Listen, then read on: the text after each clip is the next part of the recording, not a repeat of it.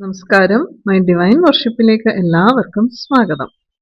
ഇന്ന് പറയുന്നത് പത്മാവതി വ്രത പൂജയെക്കുറിച്ചാണ്. പത്മാവതി സ്തോത്രത്തെക്കുറിച്ച് ഓൾറെഡി പറഞ്ഞിട്ടുണ്ട്. ഒരുപാട് പേർക്കാണ് പത്മാവതി സ്തോത്രം ചൊല്ലി ജോലി ലഭിച്ചിട്ടുള്ളത്, ബിസിനസ്സിൽ നല്ല പുരോഗതി ലഭിച്ചിട്ടുള്ളത്, പ്രൊമോഷൻ ലഭിച്ചിട്ടുള്ളത്. കുട്ടികൾ പഠിക്കുന്നതിന് വേണ്ടി, അതായത് ഇപ്പോൾ എൻട്രൻസ് എക്സാം ഒക്കെ എഴുതുന്ന കുട്ടികളുണ്ടെങ്കിൽ അമ്മമാർക്ക് പത്മാവതി സ്തോത്രം ചൊല്ലാവുന്നതാണ്.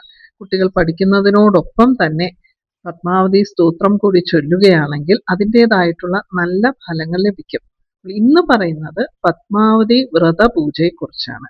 പത്മാവതി വ്രത പൂജ എന്ന് പറയുന്നത് ചൊവ്വാഴ്ചകളിലോ അല്ലെങ്കിൽ വെള്ളിയാഴ്ചകളിലോ ആണ് ചെയ്യേണ്ടത്. ഇത് 11 ചൊവ്വാഴ്ച അല്ലെങ്കിൽ 11 വെള്ളിയാഴ്ച വേണം നമ്മളിത് ചെയ്യേണ്ടത്. എന്തിനൊക്കെ വേണ്ടിയാണ് ഇത് നമ്മൾ ചെയ്യുന്നതെന്ന് പറഞ്ഞാൽ, ഏതൊരു തരത്തിലുള്ള പ്രോബ്ലം ആണെങ്കിലും, അതായത് ജീവിതം എന്ന് പറയുമ്പോൾ ഒരുപാട് പ്രോബ്ലംസ് ഉണ്ടാകാറുണ്ട്. ഓരോരുത്തർക്കും ഓരോ തരത്തിലുള്ള പ്രശ്നങ്ങളാണ് ഫേസ് ചെയ്യേണ്ടി വരുന്നത്. അങ്ങനെ വരുന്ന ഏതൊരു തരത്തിലുള്ള പ്രോബ്ലമും സോൾവ് ചെയ്ത് കിട്ടുന്നതിന്, ചിലർക്ക് വീട് വേണമെന്നുണ്ടായിരിക്കും, അല്ലെങ്കിൽ ഒരുപാട് കടങ്ങളുള്ളവരായിരിക്കാം, ബിസിനസ് പുരോഗതി ഉണ്ടാകുന്നില്ല എന്നുള്ളവരായിരിക്കാം, അല്ലെങ്കിൽ കോർട്ട് കേസ്, അങ്ങനെയുള്ള കാര്യങ്ങൾ. അങ്ങനെ ഡേ ടു ഡേ ലൈഫിൽ ഒരു മനുഷ്യൻ ഫേസ് ചെയ്യുന്ന ഏതൊരു പ്രോബ്ലവും ഈ ഒരു പത്മാവതി വ്രത പൂജയിലൂടെ മാറിക്കിട്ടും. ആദ്യം തന്നെ പറഞ്ഞു, 11 ചൊവ്വാഴ്ച അല്ലെങ്കിൽ 11 വെള്ളിയാഴ്ച ഈ ഒരു വ്രതം എടുക്കാവുന്നതാണ്. വ്രതം എന്ന് പറയുമ്പോൾ കഠിന വ്രതമല്ല, വളരെ ലഘുവായി ഭക്ഷണം കഴിച്ചിട്ടുള്ള വ്രതമാണ്. അതിനെക്കുറിച്ചും ഞാൻ പറയുന്നുണ്ട്. ഇങ്ങനെയാണ് ചൊവ്വാഴ്ചയോ വെള്ളിയാഴ്ചയോ പത്മാവതി വ്രതം എടുക്കേണ്ടതെന്ന് നോക്കാം. അതിനു മുൻപ് നിങ്ങൾ ആദ്യമായിട്ടാണ് ഈ ചാനൽ കാണുന്നതെങ്കിൽ സബ്സ്ക്രൈബ് ചെയ്യാൻ മറക്കരുതേ. ചാനലിൽ മെമ്പേഴ്സ് ആകാൻ ആഗ്രഹമുള്ളവർക്ക് ജോയിൻ ബട്ടണിൽ പ്രസ് ചെയ്ത് മെമ്പേഴ്സ് ആകാവുന്നതാണ്. മെമ്പേഴ്സിന് ഞാൻ എൻ്റെ വാട്സാപ്പ് നമ്പർ കൊടുക്കുന്നതാണ്. പത്മാവതി ദേവി എന്ന് പറയുമ്പോൾ എല്ലാവർക്കും അറിയാം, മഹാലക്ഷ്മി തന്നെയാണ് പത്മാവതി എന്ന് പറയുന്നത്. അതുകൊണ്ടാണ് നമ്മൾ ചൊവ്വാഴ്ചയോ അല്ലെങ്കിൽ വെള്ളിയാഴ്ചയോ വേണം ഇത് ചെയ്യേണ്ടതെന്ന് പറയുന്നത്. ഇപ്പോൾ വെള്ളിയാഴ്ച എന്ന് പറയുമ്പോൾ നമ്മുടെ ചാനൽ ഫോളോ ചെയ്യുന്ന എല്ലാവരുടെയും ഫ്രൈഡേ റുട്ടീൻ എന്ന് പറയുന്നത് വെള്ളിയാഴ്ച രാവിലെ പടിപൂജ ചെയ്യുക, ഉരുളിയിൽ പൂക്കൾ കൊണ്ട് അലങ്കരിക്കുക, 27 ഏലക്ക കൊണ്ട് മഹാലക്ഷ്മിയുടെ നാമങ്ങൾ ചൊല്ലുക, മഹാലക്ഷ്മി അഷ്ടകം ചൊല്ലുക എന്നുള്ളതാണ്. അപ്പോൾ അതിനോടൊപ്പം ഈ ഒരു പൂജയും ചെയ്യാൻ സാധിക്കും എന്നുള്ളവർക്ക് ഫ്രൈഡേ തന്നെ ചെയ്യാവുന്നതാണ്. അല്ല, ഇനിയിപ്പോൾ അതിന് സാധിക്കില്ല, എല്ലാം കൂടി ഒന്നിച്ച് ചെയ്യണ്ട എന്നാണ് ചിന്തിക്കുന്നതെങ്കിൽ ചൊവ്വാഴ്ച ചെയ്യാവുന്നതാണ്. മാത്രമല്ല, ഇനിയിപ്പോൾ മിഥുനമാസം കഴിഞ്ഞാൽ കർക്കിടക മാസമാണ് വരുന്നത്. കർക്കിടക മാസത്തിലെ എല്ലാ വെള്ളിയാഴ്ചകളിലും നമ്മൾ ഓരോ തരത്തിലുള്ള ലക്ഷ്മി പൂജകളാണ് ചെയ്യുന്നത്. അതുകൊണ്ട് തന്നെ വെള്ളിയാഴ്ച അതിനോടൊപ്പം ഇതുകൂടി ചെയ്യാൻ സാധിക്കും എന്നുണ്ടെങ്കിൽ മാത്രം തുടങ്ങുക, അല്ലെങ്കിൽ ചൊവ്വാഴ്ച തുടങ്ങുക. നമ്മൾ ട്യൂസ്ഡേ ആണ് ഇത് സങ്കല്പം വെച്ച് തുടങ്ങുന്നതെങ്കിൽ 11 ട്യൂസ്ഡേ ആയിരിക്കണം ചെയ്യേണ്ടത്. അല്ല, നമ്മൾ വെള്ളിയാഴ്ചയാണ് തുടങ്ങുന്നതെങ്കിൽ 11 വെള്ളിയാഴ്ചയാണ്. പീരിയഡ്സ് ടൈം കാൽക്കുലേറ്റ് ചെയ്യേണ്ട ആവശ്യമില്ല. മറ്റെന്തെങ്കിലും അസൗകര്യങ്ങൾ കൊണ്ട് മുടങ്ങുകയാണെങ്കിൽ ആദ്യം മുതൽ തന്നെ തുടങ്ങേണ്ടതായിട്ടുണ്ട്. അപ്പോൾ ഇതിന് നമുക്ക് വേണ്ടത് മഹാലക്ഷ്മിയുടെ ഫോട്ടോ തന്നെയാണ്. പത്മാവതി ദേവിയുടെ ഫോട്ടോ നമുക്ക് പ്രത്യേകമായി കിട്ടും, അതിൻ്റെ ആവശ്യമില്ല. വീട്ടിലുള്ള മഹാലക്ഷ്മിയുടെ ഫോട്ടോ എടുത്താൽ മതി. എല്ലാവരുടെ വീട്ടിലും മഹാലക്ഷ്മിയുടെ ഫോട്ടോ ഉണ്ട് എന്ന് തന്നെ വിചാരിക്കുന്നു. മഹാലക്ഷ്മിയുടെ ഫോട്ടോ ഇല്ല എന്നുണ്ടെങ്കിൽ ഒരു മഹാലക്ഷ്മിയുടെ ഫോട്ടോ വാങ്ങുക തന്നെ ചെയ്യുക. നമ്മുടെ വീട്ടിൽ മറ്റ് ദൈവങ്ങളുടെ ഫോട്ടോസ് ഒന്നും ഇല്ല എന്നുണ്ടെങ്കിൽ പോലും ഒരേ ഒരു ഫോട്ടോ നമുക്ക് വെക്കേണ്ടത് മഹാലക്ഷ്മിയുടെ ഫോട്ടോ ആണ്. അതുകൊണ്ട് തന്നെ മഹാലക്ഷ്മിയുടെ ഫോട്ടോ ഇല്ല എന്നുണ്ടെങ്കിൽ അത് തീർച്ചയായും നല്ല ഒരു ഫോട്ടോ നോക്കി വാങ്ങിക്കുക. ഓൾറെഡി ഞാൻ പറഞ്ഞിട്ടുണ്ട്, മഹാലക്ഷ്മിയുടെ ഫോട്ടോ വാങ്ങിക്കുമ്പോൾ മഹാലക്ഷ്മിയുടെ 2 സൈഡിലും ആനയും പുറകിലൊരു കുംഭവുമായിട്ടുള്ള ഒരു ഫോട്ടോ ആണെങ്കിൽ വളരെ വളരെ നല്ലതായിരിക്കും. ഇവിടെ നമ്മൾ പത്മാവതി അഷ്ടോത്തര ശതനാമാവലി ചൊല്ലിയാണ് ദേവിയെ പ്രാർത്ഥിക്കുന്നത്. അപ്പോൾ ആദ്യം തന്നെ ചൊവ്വാഴ്ചയാണോ വെള്ളിയാഴ്ചയാണോ നമ്മൾ ഇത് ചെയ്യുന്നത് എന്ന് തീരുമാനിക്കുക. ബ്രഹ്മമുഹൂർത്തത്തിൽ ചെയ്യാം, അല്ലെങ്കിൽ സന്ധ്യയ്ക്ക് ചെയ്യാം. രാവിലെ ഉണർന്ന് കുളിച്ച് പൂജാമുറിയൊക്കെ വൃത്തിയാക്കി വിളക്ക് നെയ്യൊഴിച്ച് കൊളുത്തി, ഏതെങ്കിലും ഒരു വിളക്ക് നെയ്യൊഴിച്ച് കൊളുത്തിയാൽ മഹാലക്ഷ്മിയുടെ ഫോട്ടോ ഒക്കെ തുടച്ച് ചന്ദനവും കുങ്കുമവും കൊണ്ട് പൊട്ടൊക്കെ തൊട്ട്, ഇവിടെ നമുക്ക് ദേവിക്ക് എന്തൊക്കെയാണ് നമ്മൾ നിവേദ്യമായി സമർപ്പിക്കാൻ സാധിക്കുന്നത് എന്ന് പറഞ്ഞാൽ, മഹാലക്ഷ്മിക്ക് എന്തൊക്കെ നമ്മൾ നിവേദ്യങ്ങളായി സമർപ്പിക്കാറുണ്ട് അതിലേത് നിവേദ്യം വേണമെങ്കിലും സമർപ്പിക്കാം.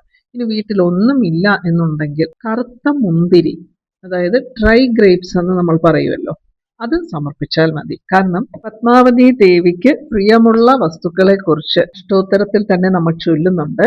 അതിങ്ങനെയാണ്: ദ്രാക്ഷഫല പായസ പ്രിയായേ നമ എന്നാണ് നമ്മൾ ചൊല്ലുന്നത്. അപ്പോൾ ദ്രാക്ഷി എന്ന് പറയുന്നത് കറുത്ത ഉണങ്ങിയ മുന്തിരിങ്ങയാണ് ദ്രാക്ഷി എന്ന് പറയുന്നത്. അപ്പോൾ ഉണങ്ങിയ മുന്തിരിങ്ങ കിട്ടിയില്ല എന്നുണ്ടെങ്കിൽ നമുക്ക് മാർക്കറ്റിൽ ഫ്രഷ് ആയിട്ടുള്ള മുന്തിരിങ്ങ കിട്ടിയാലും വെക്കാവുന്നുണ്ട്.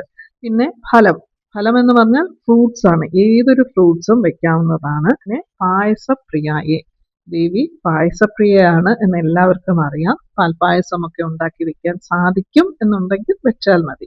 അപ്പോൾ ഇതിലേത് വേണമെങ്കിലും വെക്കാവുന്നതാണ്. ഒന്നുകിൽ ഉണങ്ങിയ മുന്തിരിങ്ങ വെക്കാം, അല്ലെങ്കിൽ ഫ്രൂട്ട്സ് വെക്കാം, അല്ലെങ്കിൽ പായസം വെക്കാം. ഇവിടെ നമ്മുടെ ഭക്തിക്കാണ് മുൻതൂക്കം. നമ്മൾ വെക്കുന്ന വസ്തുക്കളെക്കാൾ മുൻതൂക്കം നമ്മുടെ ഭക്തിയായിരിക്കണം. പിന്നെ പ്രത്യേകം ശ്രദ്ധിക്കേണ്ടത് മഹാലക്ഷ്മിയുടെ ഫോട്ടോയ്ക്ക് ഒരു മുല്ലപ്പൂ മാല ചാർത്തുക എന്നുള്ളതാണ്. അതെപ്പോഴും നമ്മൾ ശ്രദ്ധിക്കേണ്ട കാര്യമാണ്. ഏതൊരു വെള്ളിയാഴ്ച ലക്ഷ്മി പൂജ ചെയ്യുമ്പോഴും അതുപോലെ തന്നെ രേവതി നക്ഷത്ര പൂജയൊക്കെ നമ്മൾ ചെയ്യുമ്പോൾ മഹാലക്ഷ്മിയുടെ ഫോട്ടോ നമുക്ക് രേവതി നക്ഷത്ര പൂജ ചെയ്യാൻ വേണ്ട എന്നിരുന്നാൽ പോലും ആ ഒരു ദിവസം മഹാലക്ഷ്മിയുടെ ഫോട്ടോയ്ക്കും മുല്ലപ്പൂ ഒക്കെ നിങ്ങൾക്ക് അവൈലബിൾ ആണെങ്കിൽ ഒരു മുല്ലപ്പൂ മാല ചാർത്തുക. എല്ലാ ദിവസവും സാധിക്കുമെന്നുണ്ടെങ്കിൽ മഹാലക്ഷ്മിയുടെ ഫോട്ടോയ്ക്ക് മുല്ലപ്പൂ മാല ചാർത്താൻ ശ്രമിക്കണം. നല്ല മണമുള്ള മുല്ലപ്പൂ ആയിരിക്കണം. അതിൻ്റെ പിന്നിൽ ഒരുപാട് കാര്യങ്ങളുണ്ട്. നമുക്ക് സാധിക്കുന്ന ദിവസങ്ങളിലൊക്കെ തന്നെ ചെയ്യുക. ഇപ്പോൾ 365 ദിവസവും മഹാലക്ഷ്മിക്ക് മുല്ലപ്പൂ മാല ചാർത്താൻ നമുക്ക് സാധിച്ചു എന്ന് വരില്ല. ഭാഗ്യമുള്ളവർക്ക് സാധിക്കും.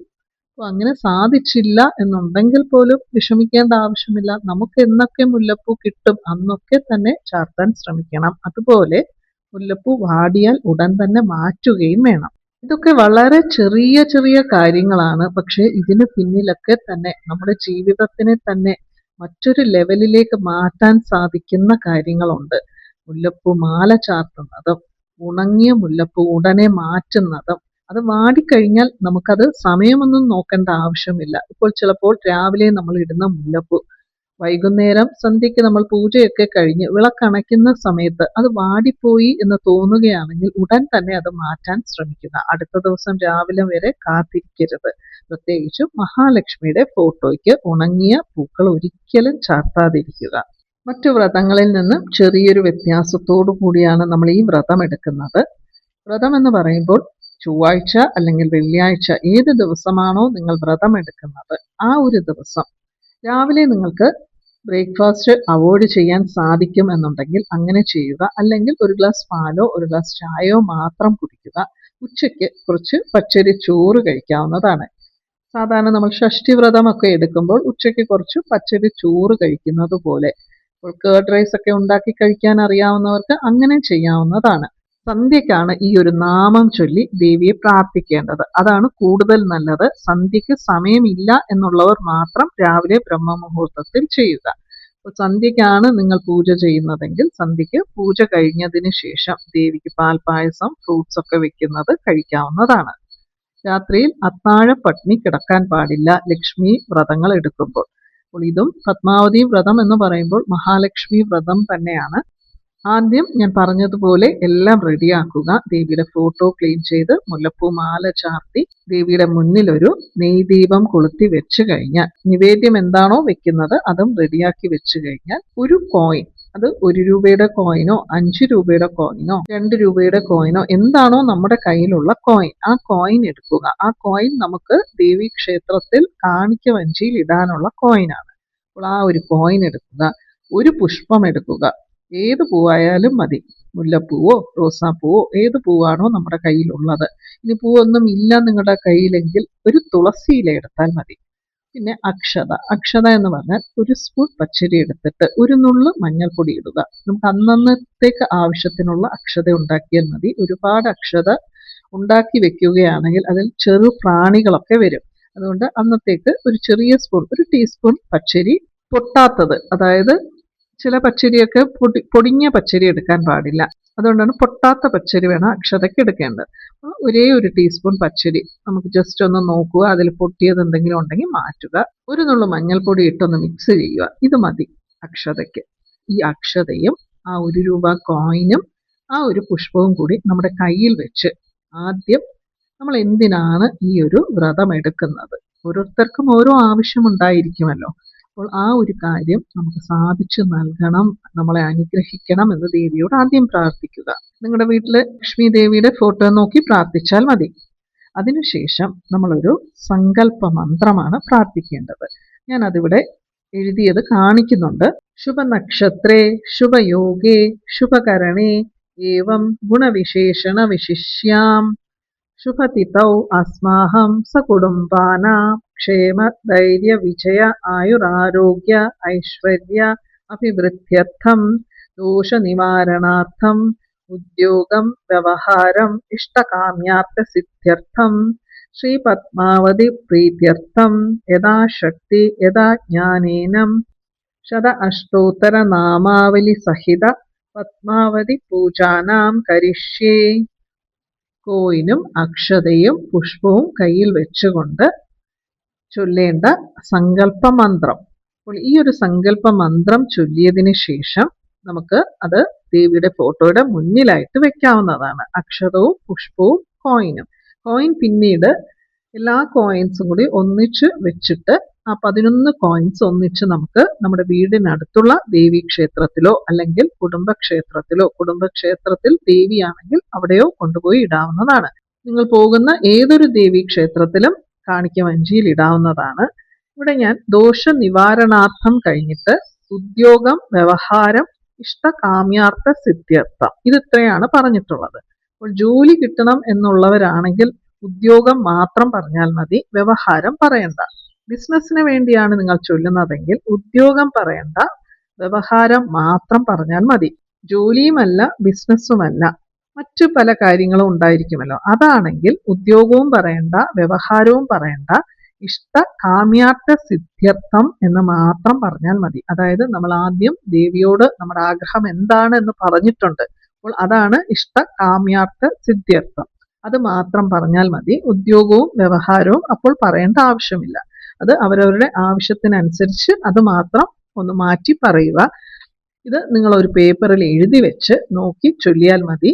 11 ആഴ്ചയും പത്മാവതി അഷ്ടോത്തര ശതനാമാവലി ചൊല്ലുന്നതിന് മുൻപായിട്ട് ഈ ഒരു സങ്കല്പ മന്ത്രം ചൊല്ലിയിട്ട് വേണം അഷ്ടോത്തര ശതനാമാവലി ചൊല്ലേണ്ടത്. കയ്യിലുള്ള വസ്തുക്കൾ ദേവിയുടെ ഫോട്ടോയുടെ മുന്നിൽ വെച്ച് കഴിഞ്ഞാൽ അടുത്തതായിട്ട് പത്മാവതി അഷ്ടോത്തര ശതനാമാവലി ഒരേ ഒരു തവണ ചൊല്ലിയാൽ മതി.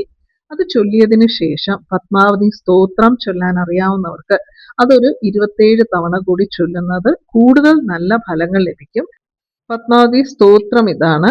ഓം നമ ഭഗവതി പത്മാവതി സർവജന മോഹിനി സർവകാര്യ വരദായിനി മമ വികട സങ്കടഹാരിണി മമ മനോരഥ പൂരിണി മമ ശോകവിനാശിനി ഓം നമോ പത്മാവതിയേ നമ. അപ്പോൾ ഈ ഒരു നാമം 27 തവണ അഷ്ടോത്തരം ചൊല്ലിയതിന് ശേഷമാണ് ചൊല്ലേണ്ടത്. ഇവിടെ പത്മാവതി അഷ്ടോത്തരം എന്ന് പറയുമ്പോൾ 108 നാമങ്ങളല്ല 120 നാമങ്ങൾ നമ്മളിവിടെ ചൊല്ലുന്നുണ്ട്. അപ്പോൾ ആ ഒരു 120 നാമങ്ങൾ ഏതൊക്കെയാണെന്ന് നമുക്ക് നോക്കാം. ഓം പത്മാവത്യൈ നമ, ഓം ദേവൈ നമ, ഓം പത്മോത്ഭവായൈ നമ, ഓം കരുണപ്രദായിന്യൈ നമ, ഓം സഹൃദയായൈ നമ, ഓം തേജസ്വരൂപിണ്യൈ നമ, ഓം കമലമുഖായൈ നമ, ഓം പത്മധരായൈ നമ, ഓം ശ്രീയൈ നമ, ഓം പത്മനേത്രേ നമ, ഓം പത്മകരായൈ നമ, ഓം സുഗുണായൈ നമ, ഓം കുങ്കുമപ്രിയായൈ നമ, ഓം ഹേമവർണായൈ നമ, ഓം ചന്ദ്രവന്ദിതായൈ നമ, ഓം ദഗദഗപ്രകാശശരീരധാരിണ്യൈ നമ, ഓം വിഷ്ണുപ്രിയായൈ നമ, ഓം നിത്യകല്യാണൈ നമ, ഓം കോടിസൂര്യപ്രകാശിന്യൈ നമ, ഓം മഹാസൗന്ദര്യരൂപിണ്യൈ നമ, ॐ भक्तवत्सलायै नमः। ॐ ब्रह्माण्डवासिन्यै नमः। ॐ सर्ववाञ्छाफलदायिन्यै नमः। ॐ धर्मसङ्कल्पायै नमः। ॐ दाक्षिण्यकटाक्षिण्यै नमः। ॐ दाक्षिण्यकटाक्षिण्यै नमः। ॐ भक्तिप्रदायिन्यै नमः। ॐ गुणत्रयविवर्जितायै नमः। ॐ कलाषोडशसंयुतायै नमः। ॐ सर्वलोकानां जनन्यै नमः। ॐ मुक्तिदायिन्यै नमः। ॐ दयामृतायै नमः। ॐ प्रज्ञायै नमः। ॐ महाधर्मायै नमः। ॐ धर्मरूपिण्यै नमः। ॐ अलङ्कारप्रियायै नमः। ॐ सर्वदारिद्र्यध्वंसिन्यै नमः। ॐ श्रीवेङ्कटेशवक्षस्थलस्थितायै नमः। ॐ लोकशोकविनाशिन्यै नमः। ॐ वैष्णव्यै नमः। ॐ तिरुचानूरुपुरवासिन्यै नमः। ॐ वेदविद्याविशारदायै नमः। ॐ विष्णुपादसेवितायै नमः। ॐ रत्नप्रकाशकिरीटधारिण्यै नमः। ॐ जगन्मोहिन्यै नमः। ॐ शक्तिस्वरूपिण्यै नमः। ॐ प्रसन्नोदयायै नमः। ॐ इन्द्राणिदैवत यक्षकिन्नेरकिंपुरुषपूजितायै नमः। ॐ सर्वलोकनिवासिन्यै नमः। ॐ भुजयायै नमः। ॐ ऐश्वर्यप्रदायिन्यै नमः। ॐ शान्तायै नमः। ॐ उन्नतस्थानस्थितायै नमः। ॐ मन्दारकामिन्यै नमः। ॐ कमलाकरायै नमः। ॐ वेदान्तज्ञानरूपिण्यै नमः। ॐ सर्वसम्पत्तिरूपिण्यै नमः। ॐ कोटिसूर्यसमप्रभायै नमः।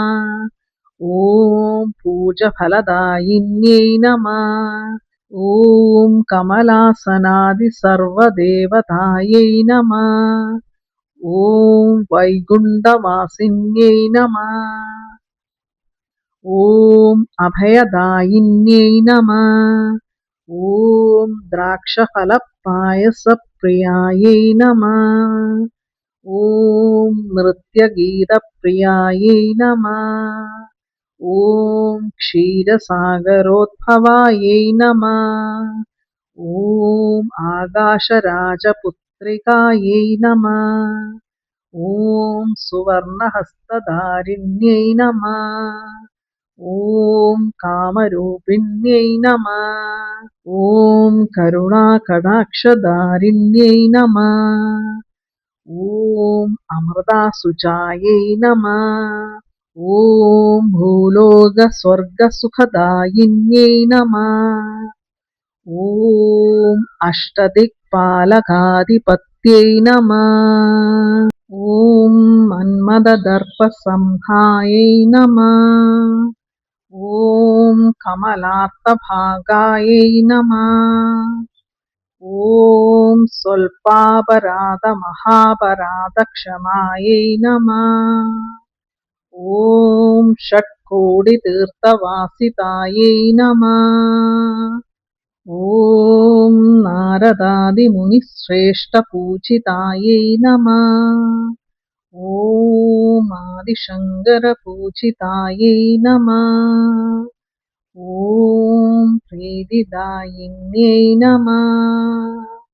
ॐ सौभाग्यप्रदायिन्यै नमः।